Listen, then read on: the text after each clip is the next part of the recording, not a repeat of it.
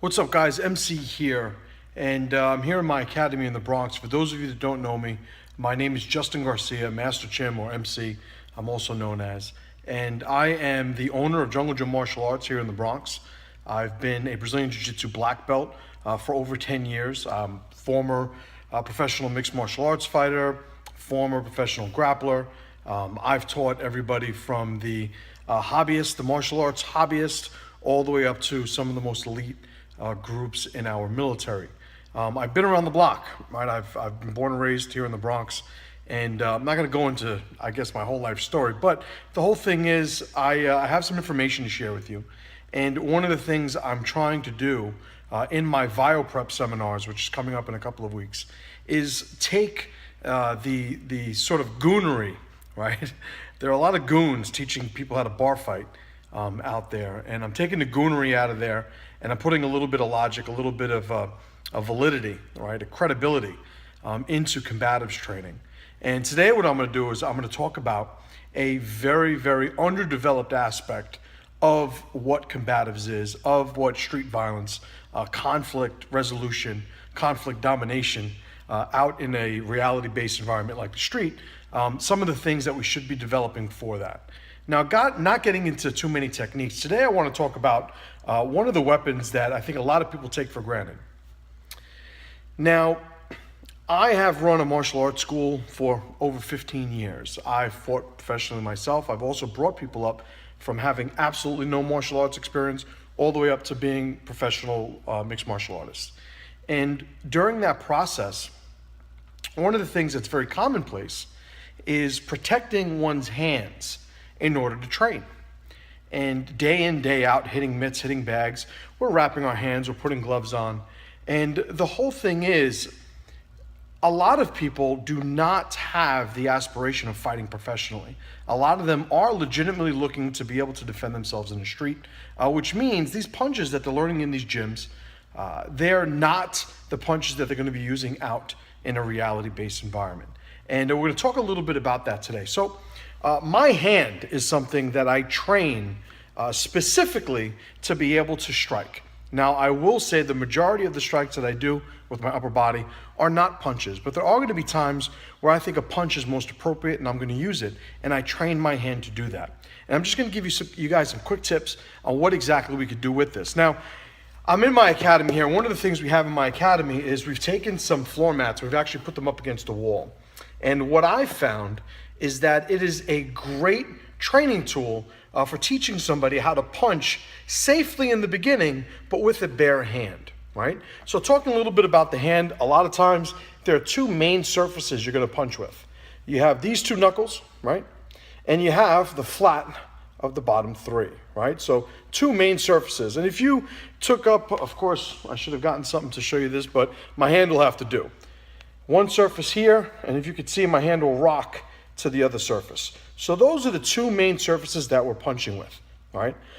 The majority of times, and I think rightfully so, striking instructors teach to punch with these two knuckles, all right, these front two knuckles of my index and middle fingers, because that is going to give me a force that's going to go through the two bones of the forearm, right, the radius and the ulna, and it's going to give me the most stability possible. Now, when people strike not on purpose and untrained on an undeveloped or an underdeveloped fist on these bottom three, a lot of times, you know, if you think of a chain, the weak link is the one that snaps.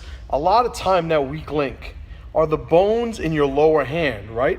By the small finger of your hand. And a lot of times you hear the phrase, you know, a boxer's fracture. He has a boxer's fracture. And that's what they're talking about. They're talking about somebody who is trying to hit with the trained, you know, aligned, stable part of the fist, and they wound up, because of, you know, the fact that stuff happens in a fight, they wound up hitting with this weak link and something pops. So at the end of this video, I'm actually going to show you a little interaction I have with my kids on how to start bringing your kids up, learning how to punch properly, how to introduce it to a young kid who's maybe never punched anything before you start getting him into hitting stuff, you know, how to actually make those associations for him. But for now, I just want to show you this, right? So we have this padded wall, and what this is a floor pad that we've attached to the wall because it gives us a great surface to use a bare hand on a padded object that isn't going to be moving all over the place. All right, sometimes, you know, people are so eager to hit the mitts, they're so eager to hit the heavy bag, that they don't realize they haven't yet developed those tools to the point where they're even ready to move on to those other stages. Right? We're actually, putting in, head movement and combinations and footwork and things of that nature. They have to develop these tools first, right? So let's get to this. So what I'm going to do is I will take my hand and I will, as I punch this wall, punch at different heights, punch at different distances, punch with different punches. And what I'm trying to do is with each punch, align those two knuckles that I want to hit with. Now, what it allows me to do is it allows me to control the speed. It allows me to focus on making sure I'm contacting my target with those two knuckles. It allows me to move at my own pace, okay?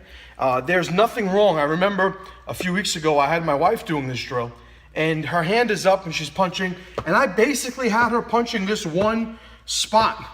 It must have been for 20 minutes straight, right? And it is aligning that association of brain, arm, hand, knuckle, so that everything understands the teamwork required to allow that tool to be effective. It allows her to actually start to condition and temper her hand, right? Another thing that people don't understand, it doesn't matter how hard you punch. A lot of people, when you really start learning how to strike, just for the sake of it, you eventually get to the point where you punch harder than your hand is capable of protecting itself. If you guys look at, you can probably YouTube it, the street fight between, I think it was Mike Tyson and Mitch Blood Green. In the press conference after I think they had to postpone or cancel the fight, you saw Mike Tyson with a huge cast on his hand. Now this was Iron Mike Tyson in his heyday, and the guy was unstoppable, baddest man on the planet, threw a punch in the street, broke his hand, right? He hits too hard. So his hands need to be wrapped and protected because of how he hits and because of the exchange in the format of a boxing scenario, right?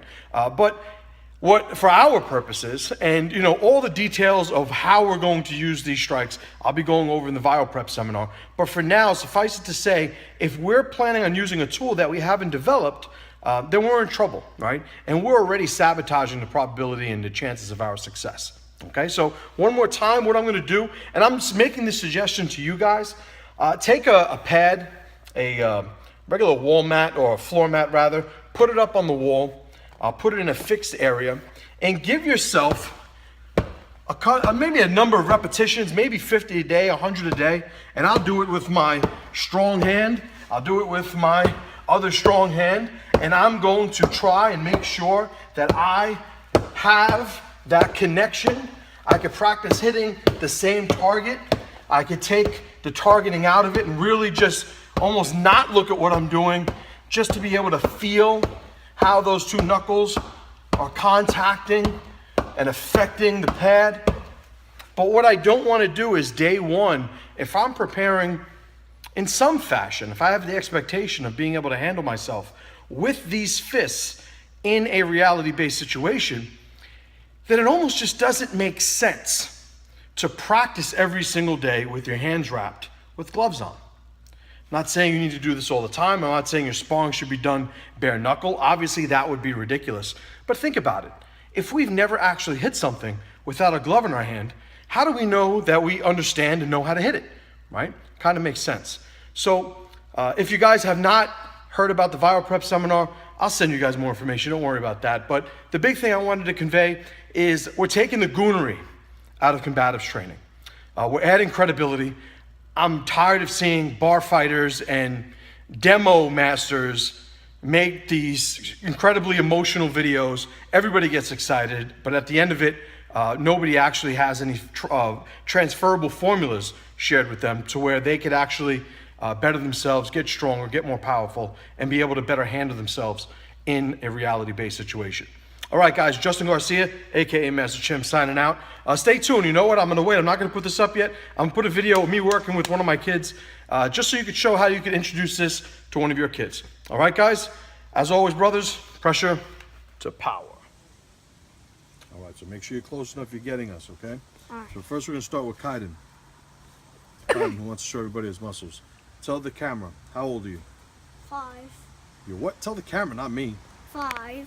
Okay, so we're gonna work on creating a fist, punching with the proper knuckles, and maybe we're gonna have you throw some punches.